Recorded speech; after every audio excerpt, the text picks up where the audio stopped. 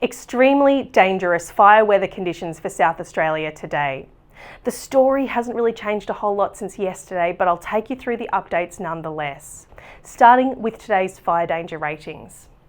We've got many districts through South Australia, New South Wales and Victoria all reaching extreme fire danger ratings, with several districts through South Australia at the catastrophic level, and the CFS has issued total fire bans for these. The South Australian CFS has also issued total fire bans for those districts reaching extreme, and that includes the Mount Lofty Ranges.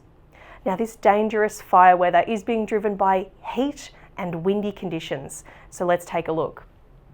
The heat has obviously been there for a number of days already, and today is no different. We're still expecting to reach the mid to high 40s across inland parts of South Australia and New South Wales, with some areas already sitting at 43 or 44 degrees.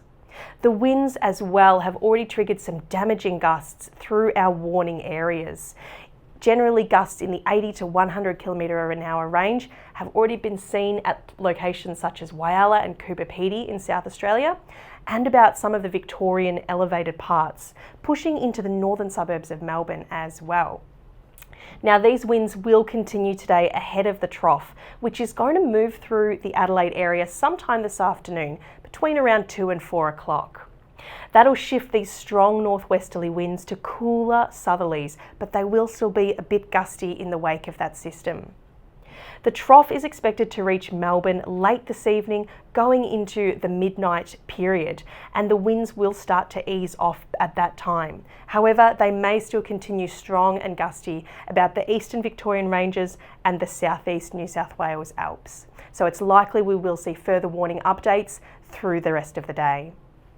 Now, the trough is also bringing areas of showers to southern parts of the state. So far, we haven't really seen too much in our rainfall gauges, but this trough is also going to bring the potential for severe thunderstorms, most likely through this afternoon and evening. And this will bring the additional risk of damaging wind gusts to much of South Australia and parts of New South Wales and Victoria as well.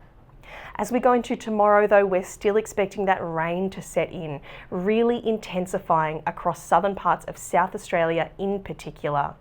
Now, it's tied to this low pressure trough, so as we go towards the end of the weekend and into early next week, and this trough and the low pressure system you see embedded within it starts to move away, we're going to see the rain tending to patchier showers.